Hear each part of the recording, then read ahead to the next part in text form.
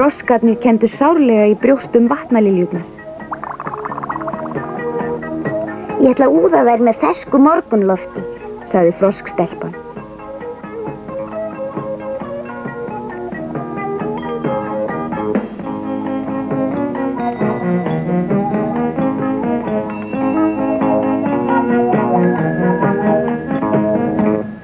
Froskarnir önnuðust vatnaliljurnar með sóma.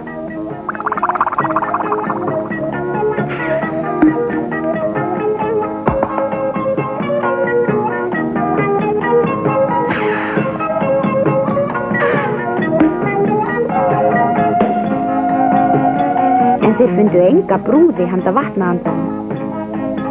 Þú ættir ekki að vera í svona óhreinni skyrtu, vatnaandi. Þú ættir að þvo hana. Það ger ég ekki, sagði vatnaandinn. Það er kvenmannsverk. En á meðan vatnaandinn þjáðist af leti var bifurinn önnum kafi. Hann var enga stund að þvo þvottinn sinn og ekki ókst það honum heldur í augum að saga við.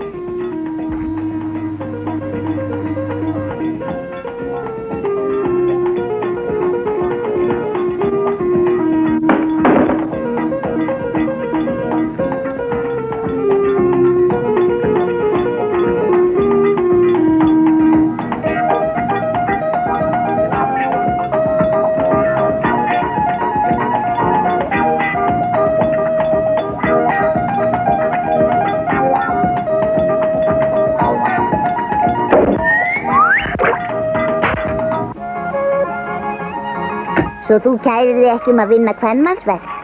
En kæri vatnaandi, allir verða að kunna þvo skyrtu. Og ef þú kannt það ekki, skulum við fúslega kenna þér það, sögðu froskarnir glaðlega.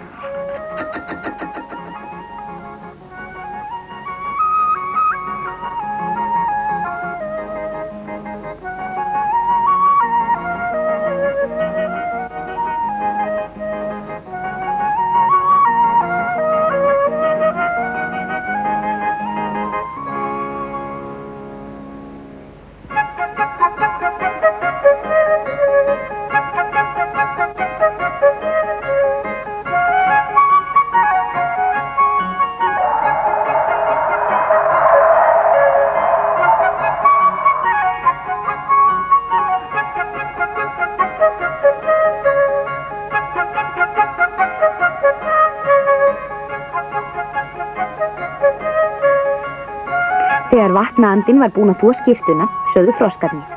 Nú kannt að þvo, en þú verður líka að læra að þurrka hreina skyrtu. Ó mig auman, kveinaði vatnaandinn. Ef ég hefði bara vitað hvað kvenmannsverk eru erfið, þá var ég fyrir löngu kvæntur.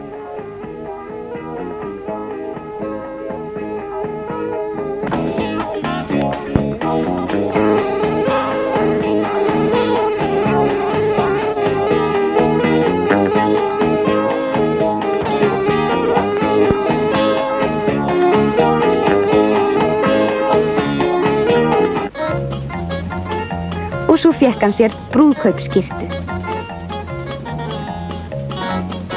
Og fann sér brúði. Og síðan var haldið reglulegt vatnaanda brúðkaup.